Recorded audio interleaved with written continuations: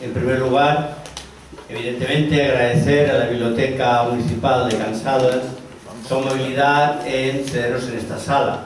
La biblioteca representada por su directora Carolina Guaita, a quien agradezco de verdad toda la ayuda que nos ha prestado para poder estar hoy aquí dando esta conferencia. También evidentemente les agradezco a todos y cada uno de ustedes su presencia. Hoy vamos a hablar de un tema muy especial, como van a ir viendo a lo largo de la conferencia, como fue el sistema concentracionario soviético, el llamado Gulag, porque hoy en día ya todos al oír esta palabra lo reconocemos. Pero en ese Gulag no solo hubo, como ustedes bien saben, divisionarios, o sea, hombres que combatieron en la División Azul. Hoy, tal día como hoy, creo que era sobre las 4 de la tarde, llegaba hace 70 años el Semiramis con la primera expedición de repatriados al puerto de Barcelona.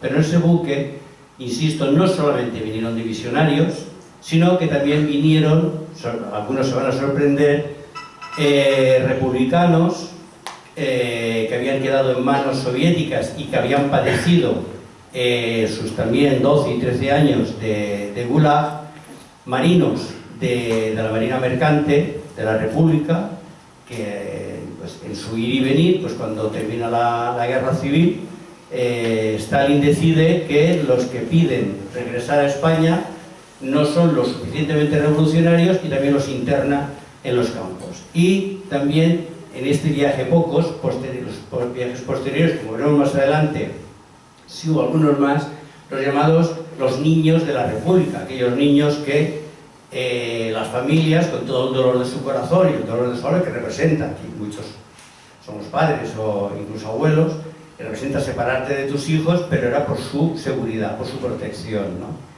Por tanto, les voy a pedir que durante la conferencia intenten dejar a un lado sus propias ideas, sus propios, digamos, prejuicios, que podría decir en este caso, porque no va a ser una conferencia que hable de glorias de la división. La división tuvo sus glorias, en otras conferencias las he dado y espero darlas en otra conferencia, pero en esta quisiera sobre todo incidir en la parte humana de la historia, ¿no?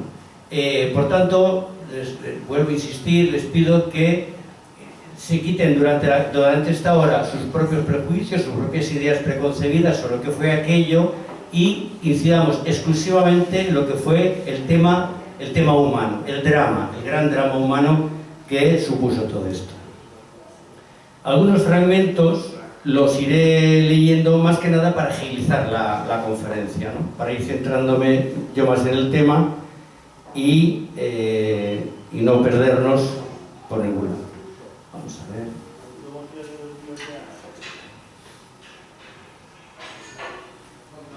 Vale. Antes les he citado que íbamos a hablar del Gulag soviético. ¿Pero qué es un Gulag?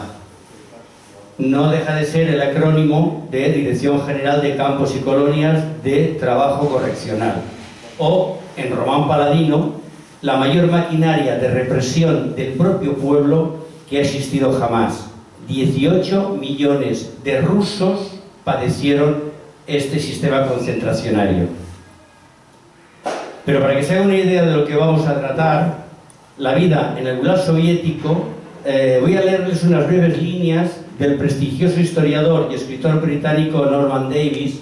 Los que nos gusta mucho el tema de la Segunda Guerra Mundial, les recomiendo su libro Europa en Guerra, de la editorial Planeta, muy fácil de localizar, y que sintetiza muy bien la función del Gulag, de aquellos campos. Dice: los únicos campos de la muerte propiamente dichos fueron las minas de uranio y las centrales nucleares, donde los obreros, obligados a trabajar sin protección alguna, tenían una esperanza de vida muy reducida, pues la noción de trabajo era inherente al concepto de Gulag.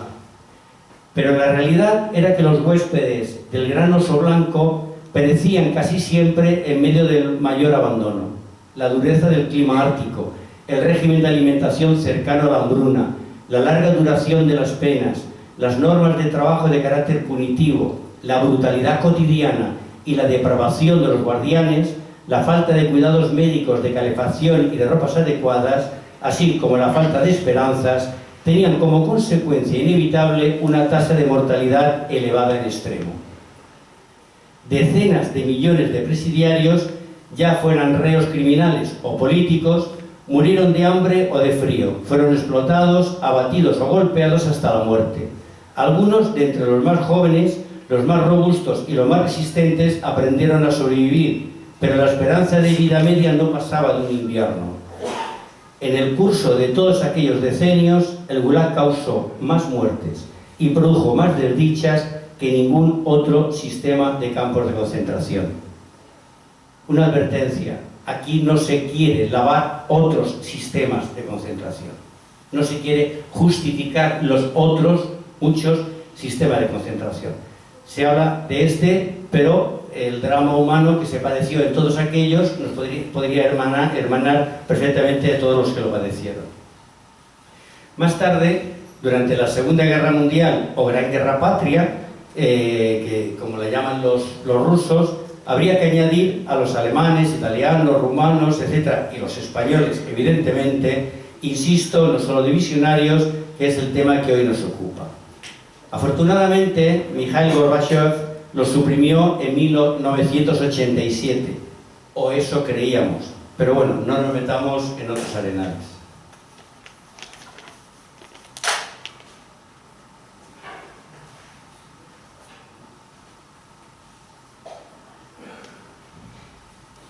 Como he dicho al principio, hoy no voy a hablar de la División Azul, de la División Española de Voluntarios, sino de sus consecuencias, de una de sus consecuencias.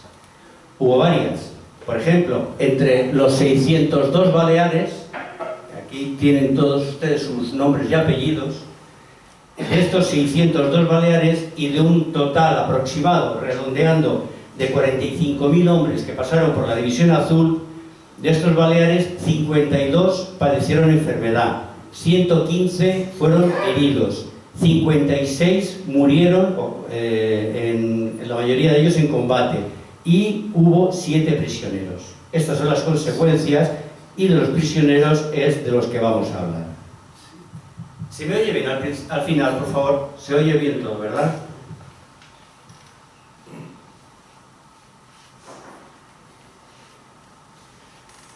La batalla de Krasnivor tiene una gran importancia cuantitativa, pues la mayoría de prisioneros divisionarios lo serían durante los días de esta batalla. No me voy a alargar sobre la batalla, ya en otro momento, si quieren, podemos dar una conferencia sobre ella. Simplemente señalarles, porque me han dicho que el puntero de la televisión no funciona, pero bueno, se ve muy bien lo que son las 4 divisiones soviéticas y lo que es el pueblo de Krasnivor, con sus aledaños, tanto a la derecha como a la izquierda, que estaba ocupado apenas por una sola división, que era la española. Para que se hagan una idea de Krasnivor a lo que eran aquellas fechas Leningrado, había aproximadamente unos 20-22 kilómetros, o sea, estaba la lista. Y Kolpino, ven ahí arriba que pone Kolpino, es el pueblo más cercano, era zona rusa, era territorio enemigo, que más adelante veremos la importancia que tuvo ese pueblo, esa pequeña ciudad, en el periplo de estos prisioneros.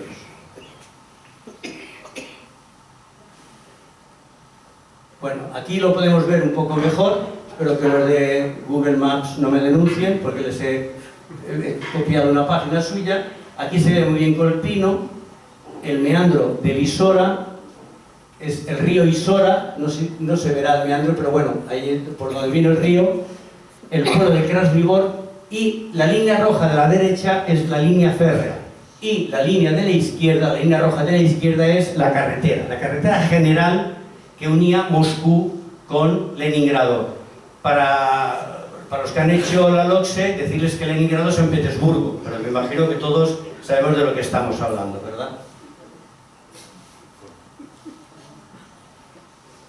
Esto es, podríamos decir, minutos después, por decirlo, para resumirlo de una forma muy somera, minutos después de que terminase la batalla de Krasnivor.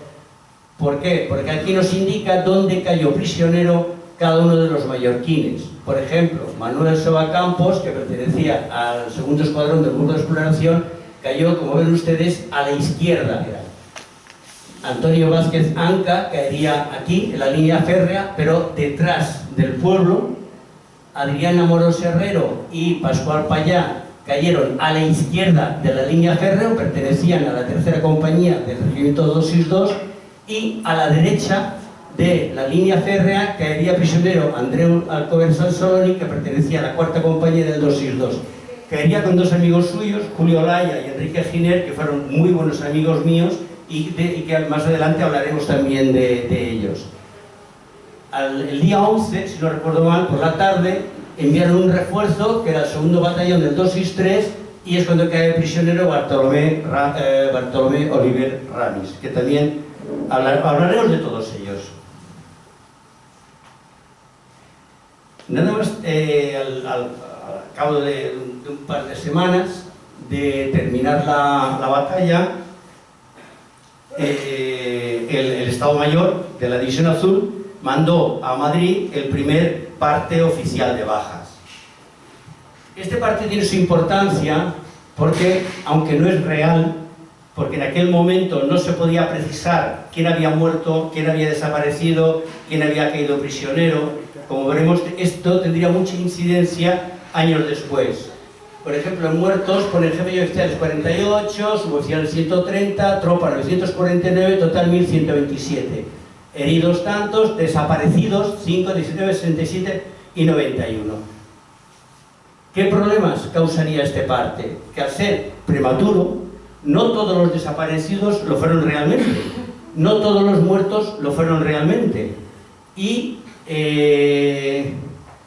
esto tendría consecuencia para las familias, porque dentro, y aquí hay militares que me lo pueden rebatir, lo que era dentro de las leyes militares de aquella época, y no tan militares, también civiles, si a uno se le daba por desaparecido, la familia no cobraba la pensión. Para la División Azul, Franco estableció, cosa que es algo que tengo que perfilar muy bien porque no lo tengo muy claro, porque hay compañeros historiadores que me dicen que esto de la guerra civil no existía, era que cobraban los padres del caído, no la mujer o los hijos del caído. Pero en este caso sí, claro, si a tu marido lo declaraban desaparecido, eso te iniciaba todo un periplo de años de gestiones y gestiones para poder cobrar la paga. En ocasiones, familias que eran realmente muy humildes y que necesitaban ese dinero. De ahí la importancia de este parte inicial. En realidad, en la batalla se calcula hoy en día, con la documentación, los estudios que se han llevado a cabo, que fueron hechos prisioneros aproximadamente unos 269 españoles. Entre los días 10, 11 y 12. Son muchos, para una batalla de estas características son muchos. ¿Se acuerdan que les hablaba al principio de Colpino, del pueblo de Colpino? Bueno, pues los rusos que cogen prisioneros en Krasnivor los trasladan hasta Colpino, allí los reúnen y de Colpino se lo llevaron a Leningrado. Pero vamos a dejar que sea uno de ellos, que en unas entrevistas que yo le pude hacer en el año 88, 89, que tuve la suerte y el privilegio de conocer a muchos de ellos y poderles entrevistar, lo que él me contó. Y se trata de Andreu Alcover Sansoloni. Dice, una vez que lo han cogido prisionero, dice, de allí nos trasladaron a Colpino. Mientras marchábamos en fila india, vinieron 11 pavas, son 11 aviones alemanes, para resumirlo. Y los rusos les ordenaron tirarse a la cuneta, pero ninguno se movió, por lo menos que nos maten los nuestros. Los guardias se arrojaron a la cuneta. Vimos caer la lluvia de bombas. Al acertarle las bombas a un edificio cercano, se produjo una enorme explosión. Casi todos pegamos contra la pared por la onda expansiva. Tripas de caballo y hombre colgaban de los árboles. Carros de combate volcados, pero nosotros resultamos intactos. Estas fotos son reales, es decir, son del servicio de propaganda en aquella época, el servicio de propaganda soviético, y son dos fotos auténticas, no es de ninguna película ni es un montaje. Y sigo leyendo al sargento de infantería Andreu Alcover. Dice: después de una larga caminata llegamos a Leningrado, donde nos metieron apartados a unos 500 en una nave. Cuando dice 500 se refiere también a los alemanes que habían quedado prisioneros, evidentemente, a todos los que cogieron prisioneros los juntaron a todos. Por la noche empezaron a llamar grupos de 10 en 10. Me tocó en el segundo grupo. Llegamos a una especie de sauna y allí unas rusas nos ordenaron desnudar y meternos en los baños. Con jabón de sosa muy fuerte y cepillos nos hicieron bañar. Al salir, las barberas nos pelaban la cabeza y por donde hubiera pelo, por todo. Sin jabón ni nada, en seco. Una vez afeitados, nos dieron cloro vivo por todo el cuerpo. Nos volaron todas nuestras pertenencias de valor, relojes, anillos, etc. E incluso mis botas Palenque que tanto apreciaba para el frío. Nos reagruparon a todos y nos metieron en camiones. Abandonamos la ciudad y cruzamos el lago Ladoga, que estaba completamente helado. Recuerdo que cuando iba por el lago los camiones patinaban que daba gusto. Ustedes se preguntarán: ¿y por qué fueron por un lago helado y no fueron por la carretera? Muy sencillo, porque Leningrado seguía cercado por los alemanes y la única vía que tenían los habitantes de Leningrado con el exterior, de alguna manera, era cuando el lago Ladoga se congelaba, cruzarlo. Le llamaban la carretera de la vida, pero en realidad fue la carretera de la muerte, porque murieron muchos rusos intentando cruzar ese lago. Piensen que allí las temperaturas no iban de bromas. Estamos hablando de 40, 45 y 50 grados bajo cero.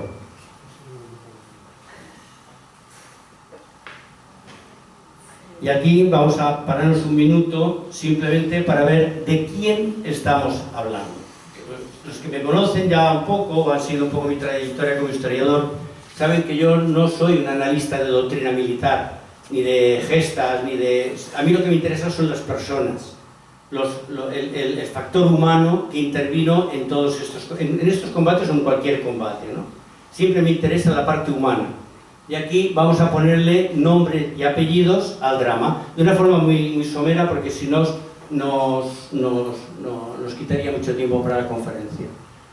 Dice: Baleares prisioneros en el Gulag soviético. Empezamos están, creo, por orden alfabético. Andrés Alcover Sansaloni, que era sargento, estaba en la cuarta del 262 y fue repatriado en 1954. Adrián Amorós Herrero, que aunque no era mallorquín, ni tampoco se había alistado en Mallorca, él había venido a Palma porque su mujer sí era mallorquina y vino a despedirse. Era despedirse de ella porque se iba a Rusia a combatir a Rusia, y lo que el hombre no supo, como veremos, hasta 12 años después, es que en ese permiso dejó a la mujer embarazada.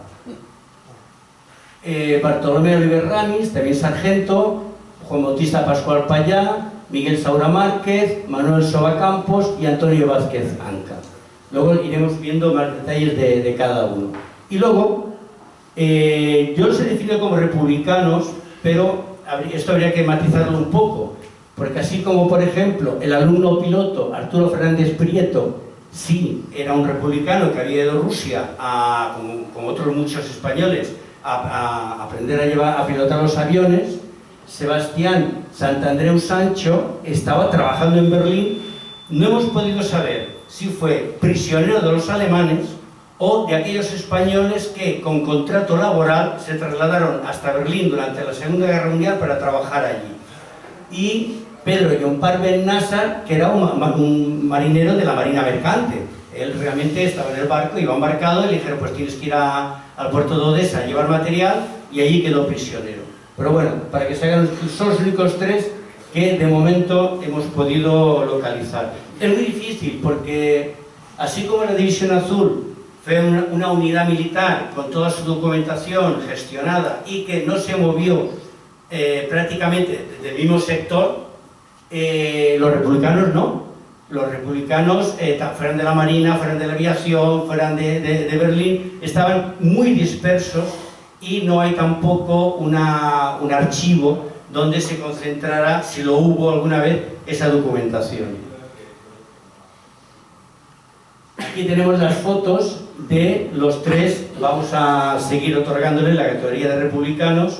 Nosotros los conocemos mejor, pero estos tres eran totalmente desconocidos. Hay que agradecer al historiador Rafael Cifre Romero, que francamente hizo un trabajo muy bueno durante 2 años de investigación y logró localizar a estos tres, a Pedro Llombart Bennassa, Sebastián Santandreu Sánchez, fíjense, era un crío, y Arturo Fernández Prieto.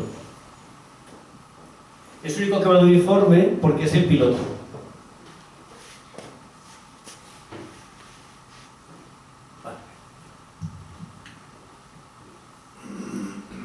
Simplemente decirles, para añadir, que Pedro Llombart Bennassa, Pedro Llombart Bennassa nació en Barcelona, pero de padres pollensins, y de niño ya enseguida vino a Mallorca y vivió toda su vida, bueno, hasta que se fue allí a Rusia, en Pollensa. Sebastián Santandreu Sancho era de Sonserdina, era de Palma, y Arturo Fernández Prieto era maonés, era de Menorca.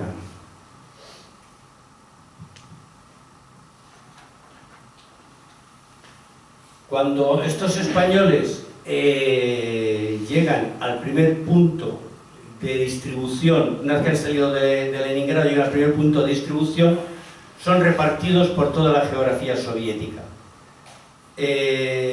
Incluso algunos tardaron años en volver a reunirse con otros españoles.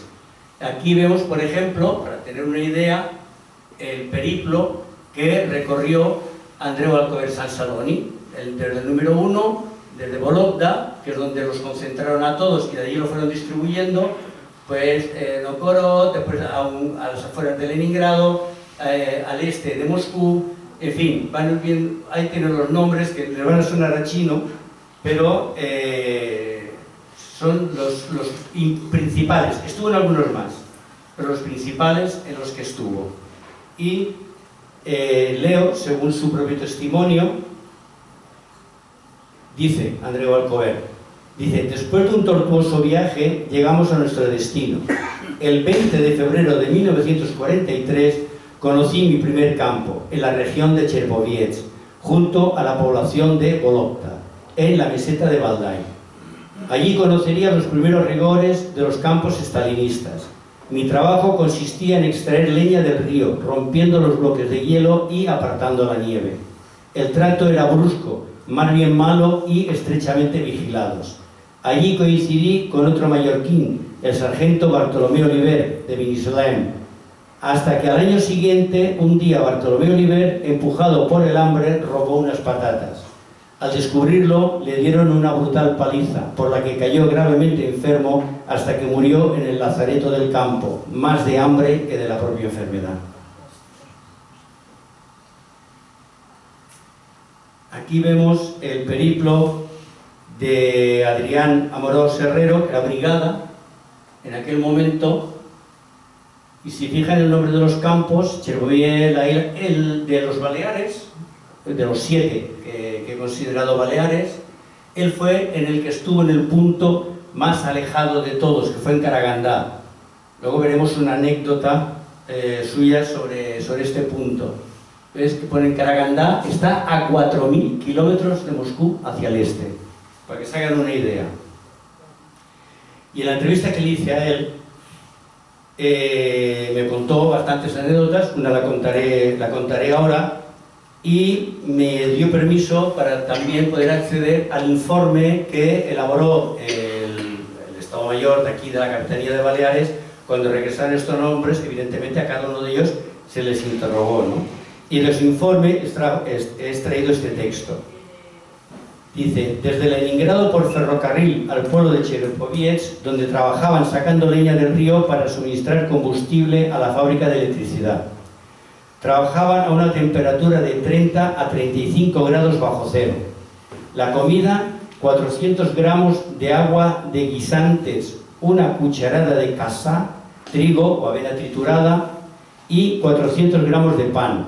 Si se conseguía la norma era el número de metros cúbicos que tenías que sacar ese día. Si tú conseguías sacar esos metros, te daban esta comida. Si sacabas más, te aumentaban la comida. Pero si no conseguías sacarlos todos, ese día te quedabas sin comer. Dice, si se conseguía la norma, se recibían 400 gramos de pan y un plato de capusta, era una especie de col hervida, en el trabajo. Un grupo fueron destinados en marzo de 1944 a la isla de los 70 o la isla de la muerte. Se llamaba la isla de los 70 porque el promedio de hombres que morían cada día eran 70.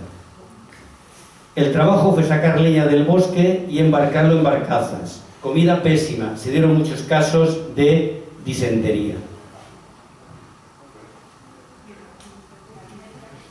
Bueno, ahora también de una forma muy rápida vamos a ver el tiempo que estuvieron y los que no, por motivo que fuera, no regresaron. Los quienes tienen el libro verán que esa misma tabla pone 1942 y por tanto se añade un año más. Un error mío fue no explicar que era 1942 desde que se habían incorporado, o sea, el tiempo que habían estado fuera de Mallorca. Aquí lo he sintetizado por el tiempo que estuvieron presos en los campos en el Gulag soviético. Alcover San Saloni, aunque ponga Regimiento de Infantería 61, que esto era para ser muy preciso, pero en realidad estaba en lo que se llamaba Comisión de Servicio. Él pertenecía al Regimiento de Infantería Palma 47. Él fue capturado en 1943 y liberado con el Semiramis en 1954, por tanto estuvo 11 años. Adrián Amorós Herrero también, ven que estuvo 11 años. Oliver Ramis solo estuvo 2 años, ¿por qué? Porque fallece en 1945. Juan Bautista Pascual Payá, lo mismo. También estuvo 2 años, ¿por qué? Porque también fallece en el campo de concentración. Miguel Saula Márquez, este estuvo 13 años, porque en el 54, por el motivo que fuera, no quiso regresar. Esto de cuando he dicho por el motivo que fuera, más adelante también tocaremos este tema. Él se quiso quedar allí y no regresó hasta el 57. Manuel Soba Campos, también 11 años, y Antonio Vázquez Anca falleció en el 45, por tanto 2 años. De los republicanos, Pedro Llompart Bernásar estuvo 13 años, Sebastián Santandreu Sancho no regresó, se quiso quedar allí, y Arturo Fernández Prieto estuvo 15 años porque él regresó en el 56. ¿Por qué? Porque todos hemos ido a hablar del Semiramis, los divisionarios que regresaron en el Semiramis. Lo que muy pocos saben es que después del Semiramis hubo 6 barcos más que trajeron repatriados.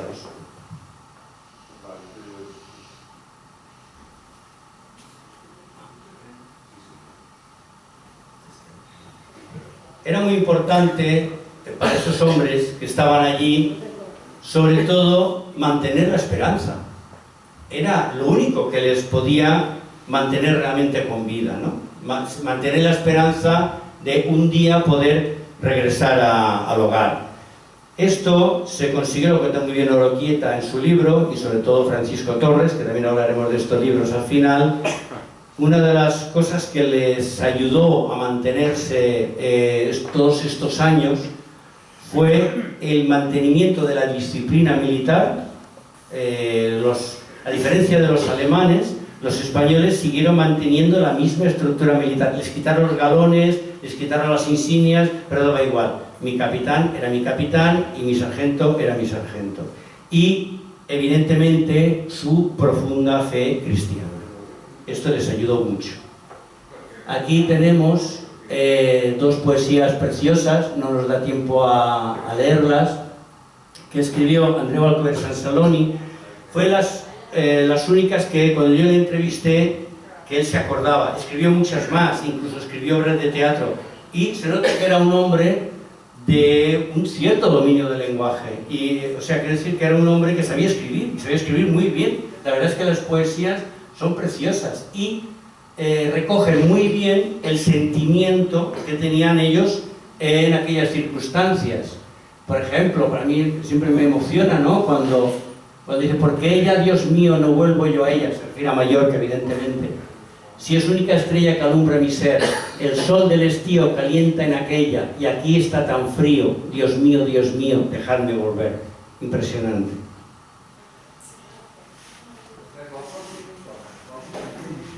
Andreu Balcomer, entre otras anécdotas, me narraría una que realmente las anécdotas que yo les estoy contando, aunque sean de Alcover o sean de Amorós, representan a todos ellos, porque de una forma o de otra era lo que vivían todos ellos, ¿no?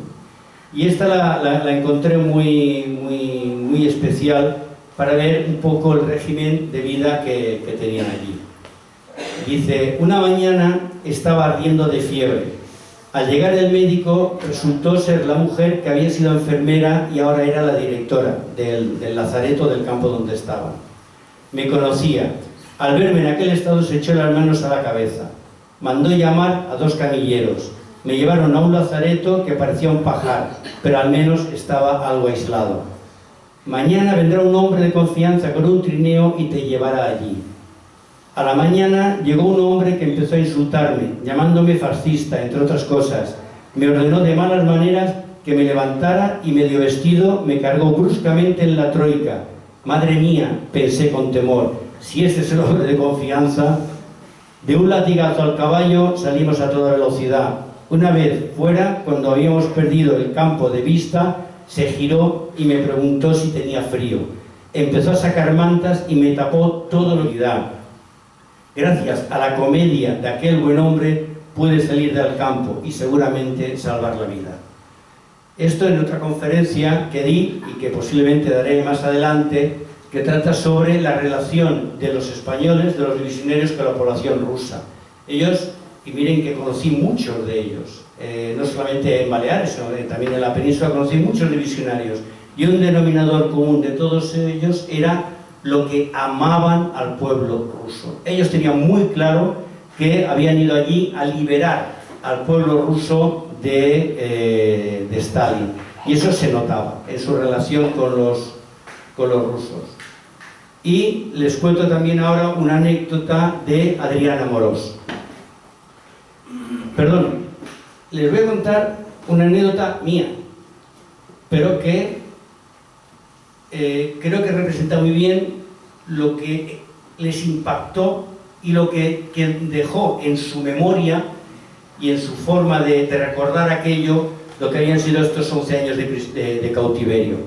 Cuando Adrián Amorós me contó esta anécdota, le dije, Adrián, digo, pues si no te sabe mal, dime el nombre y lo pondremos. Y dice, no pares.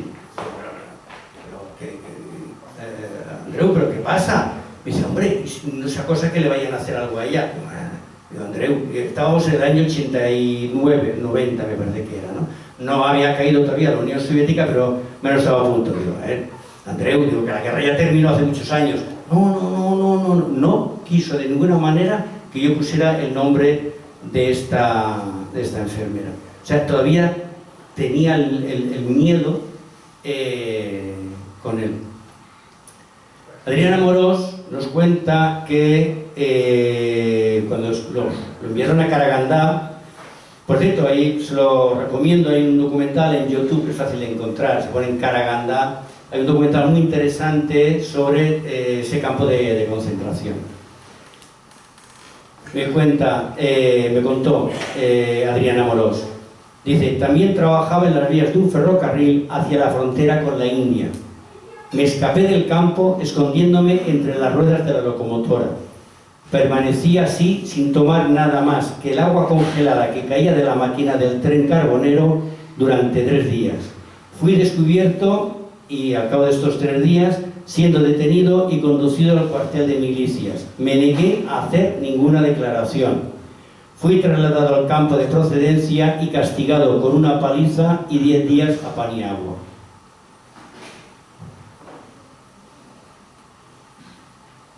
Este es el campo de Borovichi.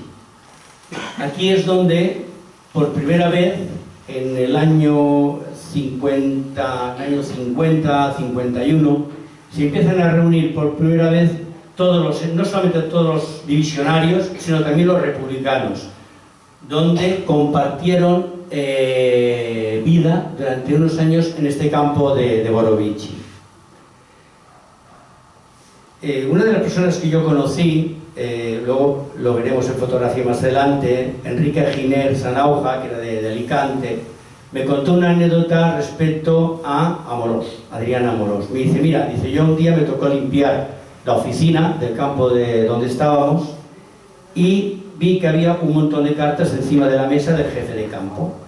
Dice, y arriesgándome, y efectivamente arriesgando su propia vida, vio que aquellas cartas eran de españoles y empezó a leerlas y todas las que pudo a memorizarlas. ¿Por qué? Porque los españoles era el único contingente que estaban totalmente aislados del exterior, y evidentemente de su propia patria. O sea, los españoles no tenían ningún contacto con su familia, así como los alemanes y los italianos y los rumanos recibían paquetes de la familia, cartas de la familia, los españoles no. ¿Por qué? Porque Stalin entendía que en España seguía estando Franco y que por tanto era un país fascista y que no tenían que tener contacto con un país fascista.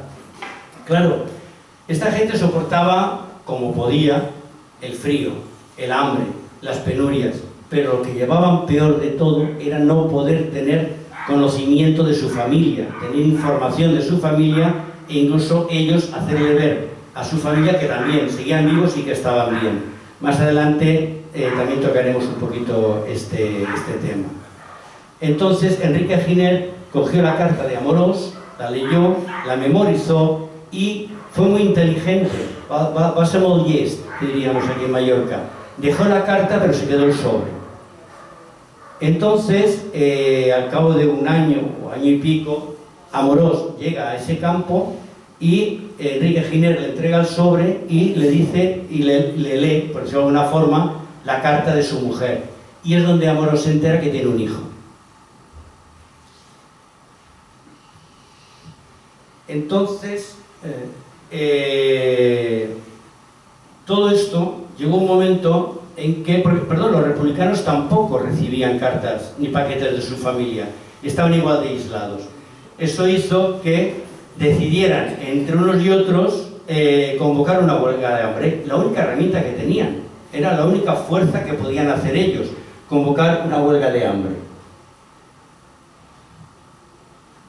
Aquí vemos un poquito cómo eran, estos son polacos, y esto es sacado de un dibujo de un español que estuvo prisionero. Si se ven las literas más o menos, la estructura es la misma, simplemente para que se hagan una idea de cómo vivían, ¿no?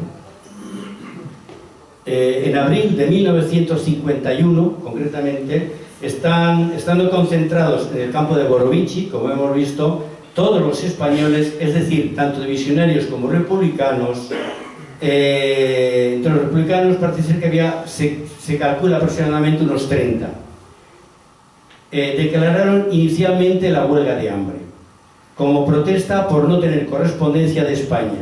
En los siguientes días se les irían sumando más españoles. Al 9º día de huelga sumaban un total de 209 hombres que dijeron: no quiero seguir viviendo si no voy a poder salir de aquí ni voy a poder tener relación con mi familia, y como evidentemente como medida de presión, ¿no?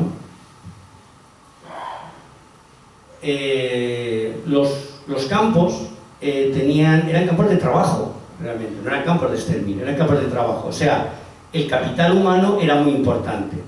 El jefe de cada campo tenía que dar cuenta de los que le fallecían, porque no podían fallecerle muchos porque eran mano de obra, era gente que no dejó de trabajar nunca, ¿no?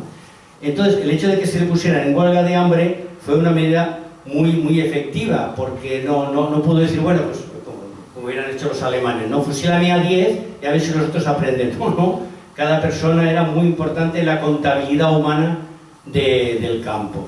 Entonces, ¿qué hicieron? Intentaron la dirección del campo llegó a emplear la fuerza para alimentar a algunos, uno de ellos el propio Amorós.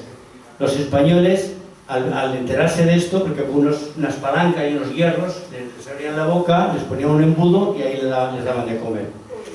Entonces los españoles asaltaron la barraca donde los torturaban, abriéndoles la boca con palancas para introducir comida. Como consecuencia de todo esto, de toda esta huelga, estos españoles serían trasladados a un campo en un bosque sin comunicación alguna, al que le llamaron así, el campo de El Bosque. Gracias a los datos de la ficha rusa de Amorós, cedidos gentilmente por el historiador de Novgorod Boris Kovalev, a quien tuve la ocasión de conocer en un congreso internacional sobre la División Azul que hicimos en Madrid, me pasó la documentación que él tenía sobre Amorós. Tristemente no pudo encontrar nada. Y una muy buena amiga nuestra, Natalia Beliakova, me tradujo. Eso pueden ustedes imaginar, yo de ruso bien poco. Pero gracias a esta documentación pude confirmar que realmente se les hizo un juicio a todos ellos y que Amorós, el 18 de diciembre de 1951, fue condenado a 10 años de trabajos forzados. Puede parecer una broma de mal gusto, era exactamente lo que estaban haciendo, trabajos forzados, pero bueno. Pero hemos hablado de los divisionarios, hemos hablado de los republicanos que están con ellos, de la huelga de hambre, de sus padecimientos, pero ¿y en España? En España había también, por parte de sus familias, su propia batalla. Familias que querían saber si su marido estaba vivo o no, si su hijo estaba vivo o no, y lo que estaba padeciendo. Cuando Stalin concede por fin que los primeros, si no recuerdo mal, creo que los primeros fueron los italianos y luego los alemanes, o al revés, no recuerdo muy bien, los empezaron a liberar. Estos que hacían, memorizaban las direcciones de sus compañeros españoles, memorizaban el nombre y sus direcciones. Por lo que yo pude saber, hablando con ellos, me decían que cada uno más o menos solía memorizar entre 15, 20 nombres y direcciones.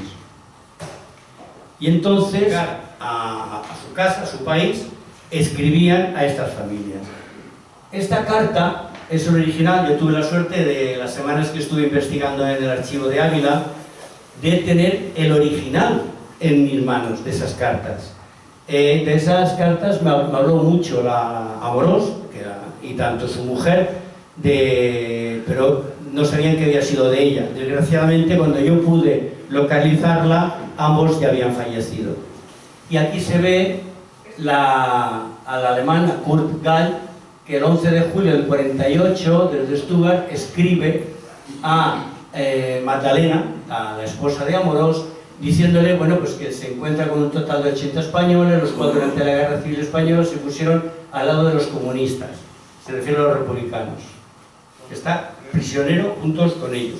Pero bueno, aquí pueden ver ustedes muy resumido lo que dice la carta. Pero es la primera noticia que tiene Magdalena de que su marido está vivo. Imagínense lo que representaba todo aquello. Era una mujer que su marido había caído prisionero en el 43. Posiblemente la última noticia que debió tener de él debió ser de diciembre, enero del 42. Y hasta el 11 de julio del 48 no pudo saber qué había sido de su marido, ¿no? Tiene una importancia humana, emotiva, para mí muy importante. Magdalena, que era una mallorquina d'aquesta que ho tenia molt clar, no se cortó ni un pelo. Ella me lo contó y lástima que también cuando pude encontrar esta carta, ella ya había fallecido, porque me hablaron muchísimo de esta carta. Es una carta que ella le manda al propio Francisco Franco, directamente, deixant d'intermediaris, escribió directamente al propio Francisco Franco, donde le explica que había ido a Madrid, que no había podido hablar con él, pero que ella quería seguir sabiendo qué era de su marido y qué se estaba haciendo por su marido y para el resto de españoles para que pudieran regresar. Dice, creo, excelentísimo señor, será su opinión que a mi marido hay que colocarle en el sitio que le corresponde en su escalafón y yo dentro de la desgracia disfrutar juntamente con mi hijo y a todos los derechos que corresponden a la esposa de un militar prisionero del enemigo. ¿Se acuerdan al principio que les hablaba de aquel parte que hablaba de desaparecidos y que hablaba de caídos? Esas son las consecuencias. Esa mujer con un hijo no cobraba. No tuvo que, me parece que montó, si no recuerdo mal, una lavandería que le iba, la pobre mujer haciendo más horas que tal, lavando ropa y tal, para poder mantenerse y para poder sobrevivir, ¿no?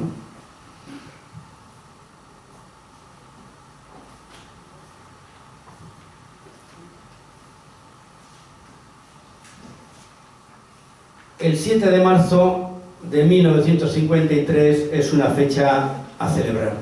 Perdónenme, lo digo como lo siento. Es una fecha a celebrar. Es el fallecimiento de Joseph Stalin.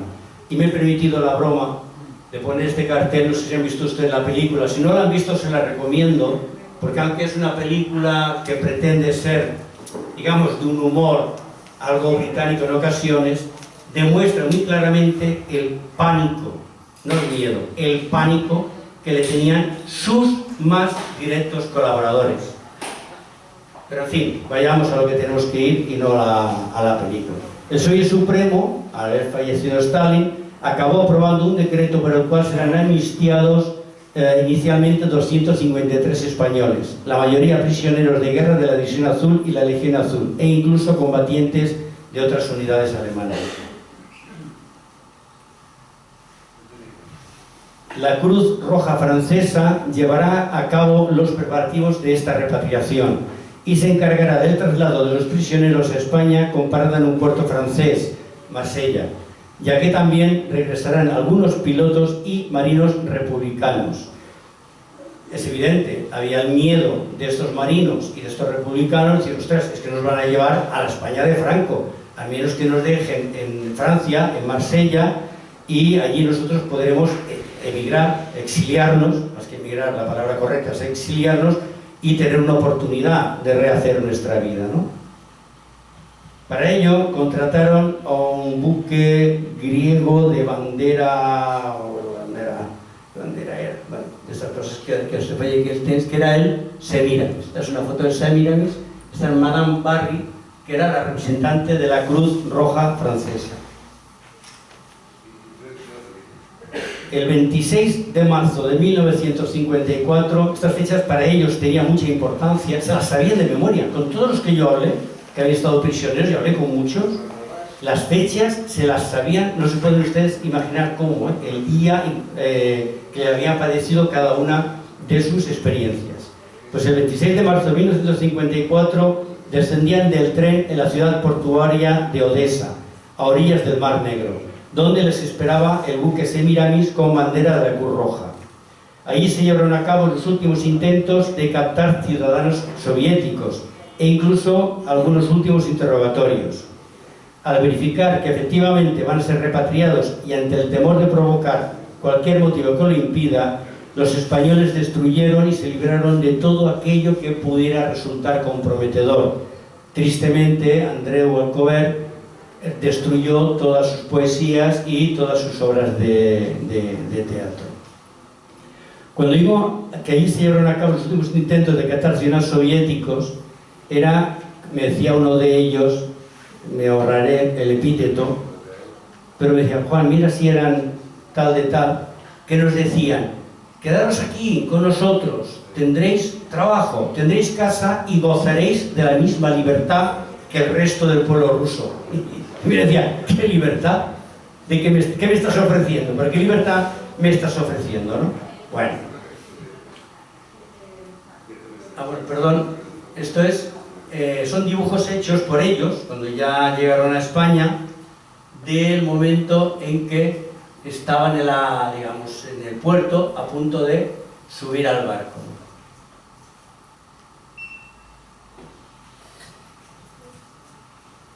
Como he dicho al principio, no solamente regresaron prisioneros de la División Azul, sino también miembros del Ejército Popular de la República Española e incluso civiles como los marinos mercantes o los niños de la guerra que quedaron allí retenidos al acabar la Guerra Civil Española.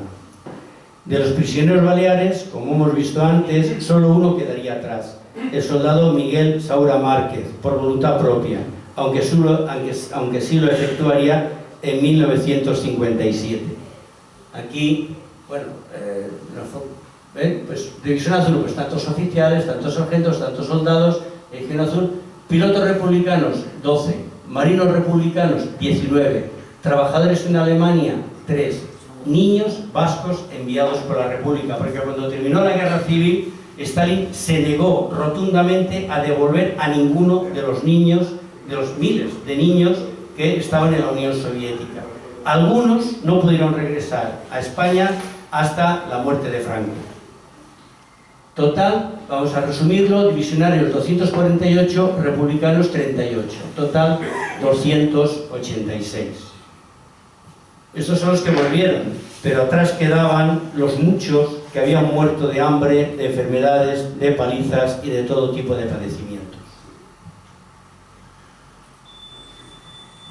El 26 de marzo de 1954, a las 2 de la tarde, el Semiramis levaba anclas en el puerto de Odessa. Su derrota inicial era cruzar el Mar Negro hasta pasar frente a las costas de Estambul, donde se incorporaría una representación diplomática, política y periodistas de España, y seguir por el Mediterráneo hasta Marsella, donde debía realizar una breve parada para luego continuar al puerto de Barcelona. Recibirán un telegrama con nuevas instrucciones. No se efectuará dicha parada en Marsella. El barco irá directamente desde Odessa, la parada la hizo en Estambul, no se acercó a la costa, fueron unas barcazas, subieron al barco y continuaron directamente hasta España, hasta Barcelona. Claro, en ese momento se crea un drama, un auténtico drama, no solamente de los republicanos que iban en ese barco, sino también de aquellos divisionarios que de una forma, es fácil de entender, ¿no?, de una forma humana, pues habían flojeado durante los 11 o 12 años de cautiverio. No todos se mantuvieron tan erguidos y tan rectos como el famoso Capitán Palacios en su novela. En la novela es muy fácil ser erguido y recto, pero algunos flojearon, algunos, se podría decir, vamos a usar un término que no me gusta mucho, pero traicionaron a la cohesión de los españoles. Estos también tenían miedo. Y entonces yo he decidido usar una frase para romper un poco el hielo, que habrán oído ustedes en las películas, en la serie, que es: lo que pasa en Las Vegas se queda en Las Vegas. Entre ellos, me lo contaron, me lo ratificaron muchos de ellos, y lo pude comprobar documentalmente, hicieron un pacto de hierro. Nadie va a denunciar a nadie, nadie va a hablar mal de nadie. Volvemos todos juntos a España, empezamos de cero. Cuando yo consulté no solamente los informes privados, secretos del ejército, que habían recabado de Alcover o de Amorós, también pude consultar algunos de peninsulares, es la pregunta de: ¿en el campo usted alguno que traicionara, flojera? Todos contestaban lo mismo: no sé, yo pasaba por allí, no me fijé, no recuerdo, creo que no. Ninguno delató a nadie. Eso hizo que al llegar a España tuvieran la misma atención que tuvieron el resto. Todos tuvieron la misma atención por parte de las autoridades españolas. A lo largo del viaje se irán sucediendo emotivos mensajes por radio de sus familiares, quienes ya se están preparando para ir a recibirlos al puerto de Barcelona.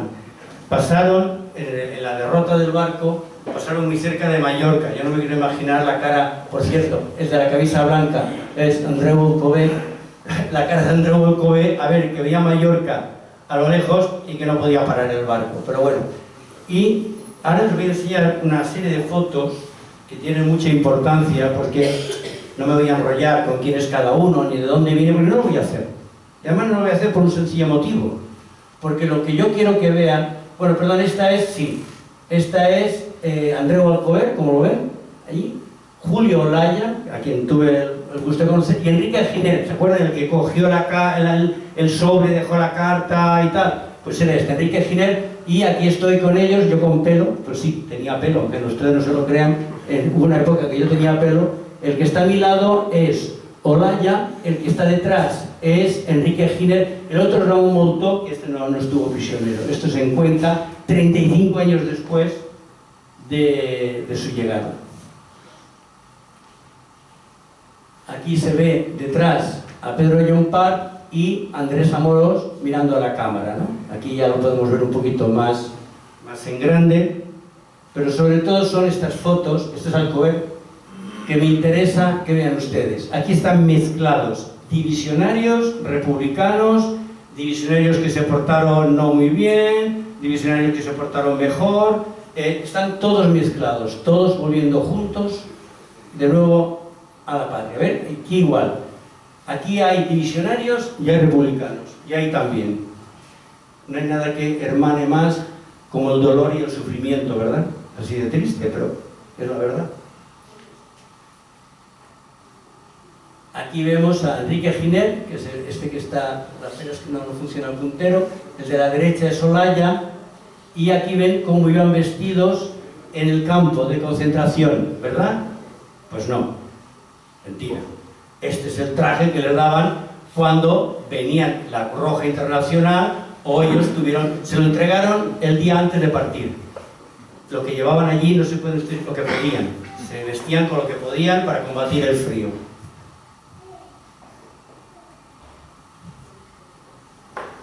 Y bueno, la noticia de esta repatriación aparece por primera vez el día 27 en el periódico Última Hora, con un extenso artículo con las primeras informaciones al respecto.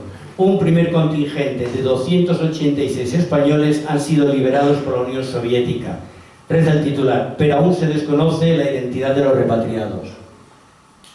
El domingo 28, que es al que corresponde realmente la foto, el diario Baleares, ¿se acuerdan de este Baleares? Yo soy igual de viejo, yo lo he conocido a este periódico. En grandes titulares anuncia: 286 españoles regresan de Rusia. Y al día siguiente, este mismo periódico facilita ya algunos nombres de repatriados. Con el titular, los repatriados españoles oyeron su primera misa en muchos años. Porque en Estambul, aparte de la representación diplomática y los periodistas, subieron 2 capellanes. De esos 2 capellanes, uno había sido divisionario. Y sigo leyendo. El martes 30, de nuevo en el diario Baleares, se da por vez primera la noticia de que entre los repatriados figuran algunos mallorquines. Junto al titular "Emoción y alegría en Manacor ante el regreso de un exdivisionario", aparece la foto de Andrés Alcover Sansaloni con el uniforme que vistió en la Guerra de España, junto a una foto de su madre con un hermano de esta. El de arriba es Andreu Alcover y abajo su madre y un hermano de esta. Me gustaría contarles una anécdota, creo que más o menos voy bien de tiempo, que me contó Andreu Alcover y que me impresionó sobremanera. Yo no soy excesivamente creyente en el más allá. En el más acá me viene a justo creer en el más acá como va a creer el más allá, ¿no? Pero me contó una cosa que me impresionó muchísimo. Piense que yo cuando le hice la entrevista yo tenía 35 o 36 años. Y él me contaba que un día, una noche, estando en uno de los campos, estaba medio dormido y se apareció su padre. Y le dijo: "Mira, Andreu, no te puedo esperar més, creu, però jo me'n vaig". Y bueno, me contó más detalles y tal de esa despedida de su padre. Y él se acordó siempre de ese día. Cuando llegó a Mallorca y pudo ver a su madre, al ir su madre a darle la noticia, más o menos fue así, él le dijo: "No, mamá, sé que papá murió tal día. ¿Y tú cómo sabes?". Para cada uno que piense o crea lo que quiera, ¿eh?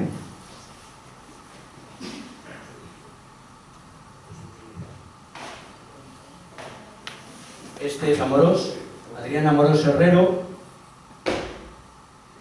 El miércoles 31, el diario Última Hora publica un artículo sobre Adrián Amorós, a quien erróneamente cita como mallorquín, pues era de Alicante, con una fotografía de uniforme militar español, otra fotografía de su hijo con el traje de primera comunión y una entrevista a su esposa. Aquí, lo siento, pero no se ve la foto del niño vestido de primera comunión.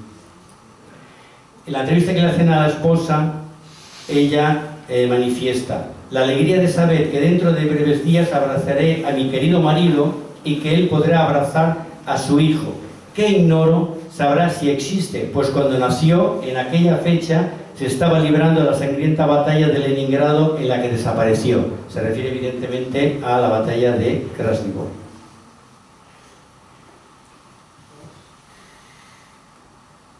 Bueno, a las 5 de la tarde del 2 de abril, tal día como hoy de hace 70 años, apareció en el puerto de Barcelona el buque Semiramis.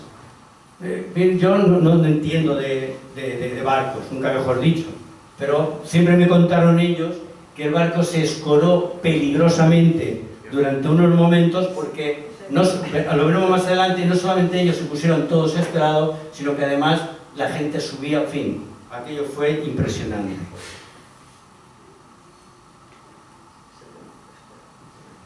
Las escenas de emoción producen escenas de auténtico delirio. Llantos, abrazos, besos, gritos, padres que recuperan a sus hijos, maridos que buscan entre la duda y la esperanza a sus esposas e hijos. Hijos que eran unos niños cuando marcharon sus padres y que ahora encontrarán convertidos estos niños ya casi en hombres o mujeres, eran prácticamente adolescentes. El barco todavía no ha terminado de atracar, intentando subir. Yo creo que esto es el carácter mediterráneo, esto es muy mediterráneo, esto es Italia, esto es Grecia, esto es España, ¿no?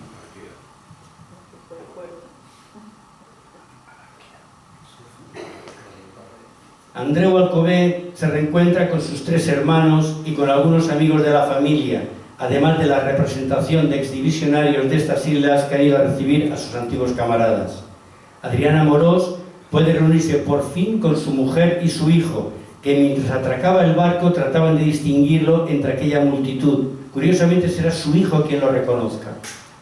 Manuel Soba Campos ya no regresará a Mallorca, porque él no era mallorquín, él se había alistado en Mallorca, pero no era mallorquín. Él ya con su familia, su expedición, se fue ya directamente a su pueblo de Cabárceno, en Cantabria.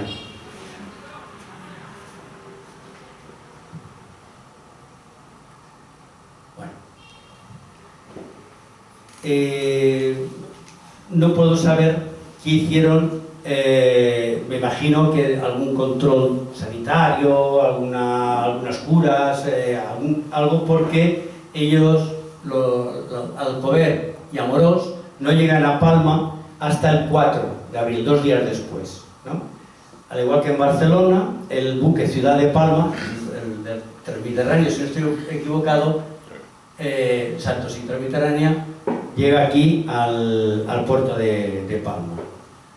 Esta foto se agradezco muchísimo a los de Fotos Antiguas de Mallorca porque la conseguí ayer, para que vean ustedes que a veces la historia tiene estas pequeñas bromas, ¿no? Cuando uno se cree que ya lo ha encontrado todo, cuando ya lo sabe todo y lo tiene todo, la vida te da una bofetada de humildad y de repente te aparece esta fotografía de Andreu Alcover llevado a hombros en el puerto de Palma. Miren ustedes cómo estaba el puerto de Palma, nada que envidiar al puerto de Barcelona.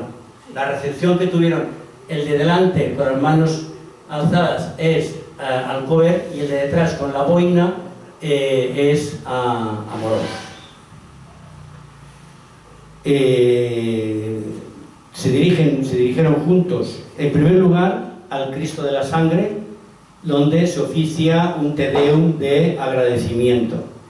Después al ayuntamiento, donde desde el balcón pronunciaron unas palabras de agradecimiento por el cariño con que habían sido recibidos. Pero, comprensiblemente, Andreu Alcover enseguida se dirigió hacia Manacor a reunirse con el resto de su familia, donde prácticamente todo el pueblo salió a Manacor. Se volvieron a repetir escenas como estas. Allí se vuelve a celebrar un nuevo Te Deum en su honor y del cariño de sus paisanos y las primeras autoridades del pueblo. Al terminar la tarde, él me lo contaba, dice: mire, Joan, jo només tenia ganes d'estar a la meva família, amb els meus, y d'anar a la possessió del Moro Vell. Era una de las poesías que les he enseñado antes, citaba esto, ¿no? Y entonces, junto a la vieja palmera, que él cita en la poesía, y la Torre Mora, poder descansar el hombre y empezar a reponerse algo del viaje. Él me enseñó lo primero que me enseñó, cuando le conocí, a yo le pregunté, me imagino que fotos, y dice, no, fotos para nada, ni fotos, ni cartas, ni nada, no pude traer nada. Pero conservaba esto, si no recuerdo mal, lo llevaba siempre en su cartera, este recordatorio, porque a él fue a uno de los que se le dio por muerto, a Morós también. A los dos se les dio por muerto. Y este recordatorio se lo dedicó a Ramón Isasi, que en aquel entonces era el presidente de una incipiente hermandades combatientes de la División Azul. Y esta es la locución de Adrián Amorós a su llegada por los micrófonos de Radio Mallorca. Solo Amorós, porque Alcover ya se había ido a Manacor. En esa locución, Amorós, solamente le voy a leer un pequeñito fragmento, dice: gracias, gracias, gracias, pueblo de Palma, por el magnífico recibimiento que nos habéis dispensado. Lo hago también en nombre de Alcover, quien se encuentra ya en Manacor con sus familiares. Vamos a ver, aquí está.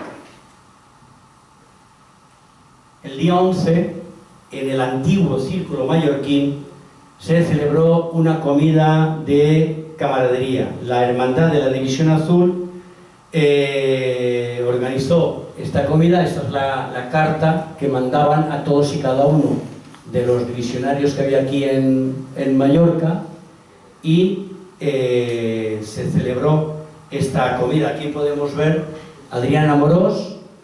En segundo lugar, no anoté el nombre, bueno, era el jefe provincial del movimiento, el general Antonio Castejón, que era en aquel momento el comandante general de Baleares.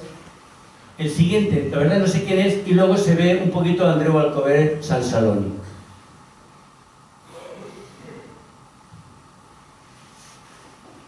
Aquí podemos ver una instantánea de algunas de las mesas de esa comida que se pagaron cada uno de ellos. Allí de subvenciones les puedo asegurar que no había ninguna. Todos se pagaron su propia comida. Se cobraba sus pesetas. Tengo la contabilidad de ese día. En toda la documentación contable que tengo de la hermandad está lo que pagó cada uno ese día. Hay que decir una cosa. Bueno, estas dos señoras, una había sido enfermera, era valenciana, pero salió de Baleares para el hospital de Riga, que estuvo en los hospitales donde se atendía a los españoles. Y la otra es una anécdota muy bonita, no viene al caso, pero se la voy a contar. El capitán general, alguien le debió chivar algo, que a quien había sido teniente en la División Azul y en aquel momento era capitán, digo, hágame usted una relación de las rusas que han traído ustedes disfrazadas de divisionarios a Mallorca. Y él le contestó, he visto la documentación original: mi general, doy mi palabra de honor de que los divisionarios no hemos traído ninguna rusa del frente. No mintió, es que esta señora era letona, se la trajeron de Riga disfrazada de divisionario. Claro, el capitán podía pensar, a mí me ha preguntado rusas, pero letona no me ha preguntado ninguna. Y esta señora la trajeron, la de la derecha, a Tania, que Tania era un nombre, no era real, pero bueno, esto es otra historia. Y esta foto, por favor, quiero que la vean con mucha atención. Para mí, resume todo lo que yo he estado hablando. 11 años de privaciones en límite extremo, de hambre, de compañeros que han muerto por hambre, de la incertidumbre de si algún día van a regresar o no a su casa. Yo es un recorte que hice de una foto, porque esa expresión, a lo mejor es lo que yo quiero ver, a lo mejor realmente no era así, a lo mejor es lo que yo quiero ver en esa foto, ¿no? Puede ser, pero yo me quiero imaginar Andreu Alcover amb un plat d'arròs brut, lo que debía pensar. Yo ahora daría cualquier cosa por saber qué pensaba este hombre en este momento. Por fin el hogar, por fin la casa, ¿no? Por fin los míos. He vuelto, he sobrevivido. Insisto, seguramente yo veo más que lo que la foto tiene, ¿no? Lo que no creo que le hiciera ninguna gracia es que la hermandad, por hacer una broma, la carta se las hicieron con platos rusos o rusificados. Más que platos rusos, como se pueden imaginar, son platos rusificados. Bastante plan ya estaba el nombre de Rusia, porque como encima le dirán que le iban a decir caroba, que en teoría es vaca, asada y tal.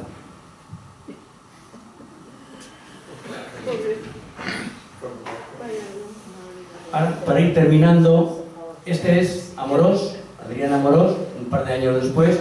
A muchos de ellos los conocí yo. El de la izquierda, por ejemplo, era Enrique Fernández Aldán, que era el secretario de la Hermandad, gran amigo mío. Está Jaime, el del centro, este señor de aquí, fue como un segundo abuelo para mí. Fue el abuelo que no tuve por parte paterna, porque falleció muy joven. Pues este señor fue como un segundo abuelo, Jaime Vallespinosa Solanellas, de 7 apellidos catalanes. Era una persona extraordinaria y que lo ha hecho muchísimo de menos. De Blas Martín Jaume, que es este, el de negro, el de al lado, no hace mucho, hace un par de años publiqué un libro con sus memorias divisionarias. Pero en fin, a lo que íbamos. Les voy a leer, ya para ir terminando, un fragmento de algo que yo he escrito y que creo que resume un poco el epílogo de todo esto. Dice: entre todos los repatriados se dieron casos de difícil integración en un mundo que les iba 12 años por delante. No solo en lo laboral, sino en la mera vida cotidiana. Algunos de ellos, dados oficialmente por muertos, se encontraron con sus novias o esposas legalmente casadas, con sus puestos de trabajo perdidos y, en todos los casos, con unos conocimientos obsoletos. Quienes habían iniciado una carrera universitaria antes de alistarse, ahora se veían incapaces de retomarla y, conviene no olvidar, con unas secuelas físicas y psicológicas en un mundo que todavía no estaba preparado para hacerles frente. Su regreso no fue un camino de rosas en ningún sentido. Tuvieron que ir adaptándose día a día a ese nuevo mundo en el que habían aterrizado. Determinante fue la ayuda familiar, quienes también habían recorrido su propio suplicio. Pero también fue de una gran ayuda la de sus propios camaradas divisionarios, ahora afiliados en sus respectivas hermandades de la División Azul. Estos se movilizaron para facilitarles trabajo, cobertura económica, vivienda, reclamaciones de haberes, ayuda médica, etc. La camaradería forjada en las trincheras volvió a resurgir ante estas nuevas adversidades. Y ahora ya, para terminar, quienes quieran ampliar algo sobre el tema de lo que yo les he hablado, porque como se pueden ustedes imaginar, es infinito lo que he tenido que dejar en el tintero. Aquí están los 3 libros, este es el último que he publicado, donde recoge 3 capítulos solamente para el tema de los prisioneros. Y el libro de Rafael Cifre Romero, donde aquí sí pueden encontrar información sobre los republicanos, los 3 que les he citado antes. Por cierto, este libro se presentará el día 11, si no recuerdo mal. Si alguien quiere que se lo confirme, se lo puedo hacer. Se presentará en Llucmayor. Quienes quieran ampliar el tema sobre los españoles, y en general todos los españoles, en los campos de concentración, esto es una pequeña muestra. Hay muchos más, hay muchísimos más, pero es una pequeña muestra. Pero yo, sobre todo, el que les recomendaría es este, Cautivos en Rusia, de Francisco Torres. Es un tocho de 900 páginas, pero les puedo asegurar que es una obra magna sobre el tema. Es impresionante. Y por último, quienes simplemente quieran conocer lo que fue el Gulag soviético, pues aquí tienen todos estos libros, pero insisto, hay bastantes más.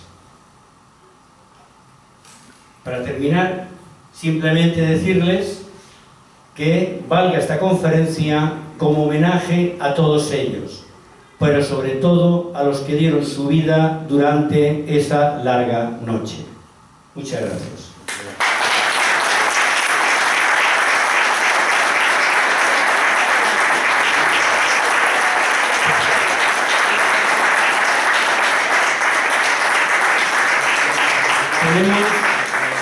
Tenemos 10 minutos antes de que nos pongan la música. Si alguien quiere preguntar algo. ¿Sí? A los republicanos que no lo recibieron. Igual el protocolo que estableció el ministerio, lo llevó el Ministerio del Ejército, que curiosamente en ese momento el ministro del Ejército era Muñoz Grandes, el que había sido el primer general de la División Azul. El protocolo fue exactamente el mismo. De hecho, les voy a contar una anécdota. Yo en el año 88, 89, mirando la documentación de la hermandad, de repente me encuentro unos informes que elaboraban en el año, bueno, francamente, no sé si fue el 77, 78, 79, no lo recuerdo, o más tarde, seguramente fue más tarde, sé cuando España se amnistió, por decirlo de alguna forma, a todos los que habían combatido en el ejército republicano y se les reconoció su pertenencia al ejército, los que habían sido militares republicanos, ¿no? Y entonces ellos presentaban sus informes, pues mire usted, yo fui teniente, yo fui sargento, yo fui tal, y se les equiparó el empleo al que hubieran logrado alcanzar con las consiguientes compensación económica, ¿no? Bueno, creo que estaba Felipe González en aquel momento en el gobierno. La memoria me juega malas pasadas, no haga mucho caso en esto, pero sí recuerdo perfectamente que yo a Enrique Fernández Adán le dije: oye, ¿y estos informes que habéis hecho aquí sobre republicanos? Dice: sí, esto nos lo han pedido ellos porque el ministerio no les quiere reconocer su estancia en los campos de concentración. Claro, en aquel momento, ¿cómo justificabas tú que un republicano había estado prisionero en los campos de concentración rusos, ¿no? Y fueron estos informes de españoles los que les ayudaron a poder demandar esta situación. Después de estos que hemos visto en el Semiramis, hubo 6 barcos más. Fueron cientos de ellos los que regresaron. A partir del segundo transporte, la inmensa mayoría eran republicanos. Divisionarios, quedando 3 o 4, todos los demás ya fueron republicanos. Se les atendió exactamente igual. Evidentemente, los que eran militares se incorporaron al ejército, los que eran civiles y pertenecían a una empresa, podían volver a la empresa, volvían a ella. Al resto se les buscaba trabajo. Tampoco vamos a hacer de esto algo idílico. Más de uno seguramente se autoexilió y se marchó por el motivo que fuera y tal, pero lo que sí puedo afirmar es que ninguno entró en prisión, ninguno fue detenido, ni a ninguno se le ejerció ningún tipo de represión. ¿Sí? ¿Queda algún, sería extraño, pero queda todavía alguno vivo? Tenga 100 años. 100. ¿Prisioneros? Sí. ¿Queda todavía? Sí. Bueno, que sepamos quedan 3 o 4. Que son, obviamente, los que salieron, sí, 4, que salieron más jóvenes, que en aquel falseaban la edad, tenían 17 años y ahora tienen 100, 101, 102. A los 2 últimos de Mallorca, bueno, de Baleares, que eran de Baleares, pero bueno, vivían en Mallorca los 2, uno de Campanet y otro de Santa Catalina, todavía llegamos a tiempo de hacerles un pequeño homenaje y se les dio una medalla de plata por haber sido divisionarios, que son los 2 últimos que sepamos que había. ¿Se sabe si voluntariamente se quedaron algunos allí? Sí, ya hemos visto que hay uno de ellos, de los que he enseñado, que se quedó unos años más. Otros se quedaron ya para el resto de su vida, incluso algunos divisionarios. Piensen que también había un pequeño grupo, es que claro, es que no me podía extender demasiado porque hubiera sido 2 horas de conferencia o más, ¿no? Ahí estaban los desertores, estaban los divisionarios que, por el motivo que fuera ideológico, fuera por pánico o fuera por lo que fuera, habían desertado y se habían pasado a los rusos. El premio que le dieron los rusos fue que estuvieron internados en los mismos campos y en las mismas condiciones que el resto de divisionarios. ¿Sí, verdad, Miguel? No, tengo una pregunta, claro. No, ya está. Yo quisiera saber la fecha en que salieron los últimos italianos y alemanes de nuevo. No sé. Vamos a ver. De hecho, fue un capricho de Stalin específico de que los españoles no saliesen.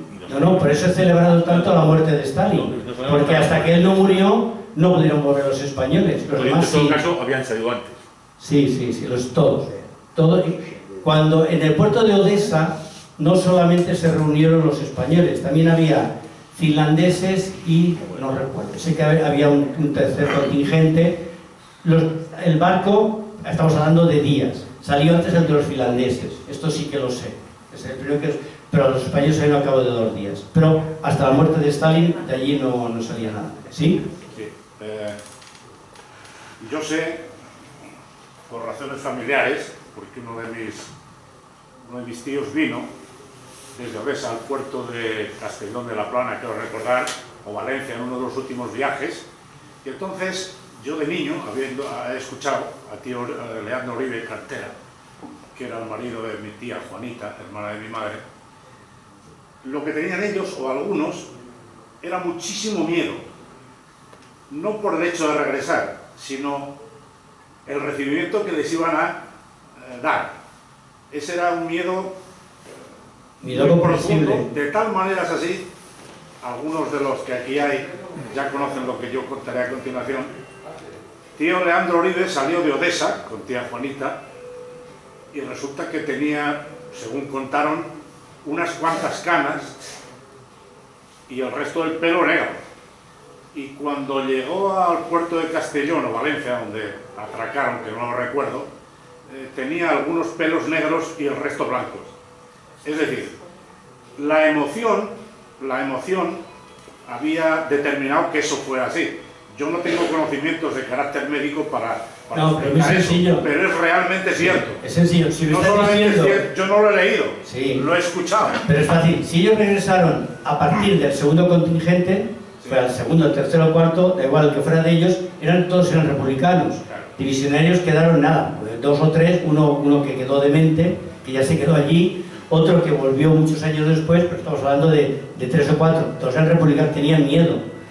Pero no olvidemos una cosa, en aquel momento, otro tema que evidentemente no he tocado, era como estaba España en el año 54. Había una guerra de Corea. El telón de acero había caído de forma, me refiero, se había instaurado, mejor dicho, la palabra adecuada, se había instaurado de forma fulminante. Había un comunismo y un anticomunismo. Los antiguos aliados ahora eran enemigos acérrimos. Franco ya estaba tonteando, o los Estados Unidos estaban tonteando con España, y en el año 53 es cuando se empieza a negociar el tema de las bases americanas. O sea, eso quiero decir que había todo un contexto político. El caso que yo he contado había tenido participación en el bombardeo de Santander, concretamente. Bueno, lo que fuera. Bien, quiero decir que sí, había tenido parte activa. Sí. ¿Sí? En todo caso, en esa época hay que distinguir entre responsabilidades penales, sí, claro, que estas siguieron vigentes, y luego la sí, por la mera militancia en el ejército. A los que habían sido desertores, claro, es que son muchas cosas que tienes que dejar el tintero. Los que habían sido desertores, y los misioneros sabían que habían sido desertores, esto sí se les hizo un consejo de guerra por deserción y se les condenó a 7, 8 o 9 años de penal militar. ¿Pero qué se hizo? El tiempo que usted ha estado en cautiverio le convalida estos años y fueron todos amnistiados. Claro que la mera militancia en el ejército republicano no supuso... No. Si había cometido un crimen en la retaguardia, sí, es otra cosa. Sí, eso es distinto. ¿Alguna pregunta más? Los que no se habían portado bien, como he dicho, sí, tuvieron cierta marginación aquí. No, lo he dicho antes, ninguna. No, es que no se pudo saber. No, pero entre los propios compañeros... Hombre, a ver, estamos hablando del oficial a nivel humano. Si tú me has foto un P, amigos no seremos. A mi boda no te voy a invitar, está claro, a nivel humano, pero no hubo represión ninguna, porque ya digo, hubo un pacto de hierro, de silencio, me lo contaron todos, y ninguno de ellos denunció a otro compañero. Distinto es, evidentemente, entre ellos, ¿no? ¿Alguna pregunta más? Lo digo porque ya... ¿No? Venga, pues muchas gracias por su presencia.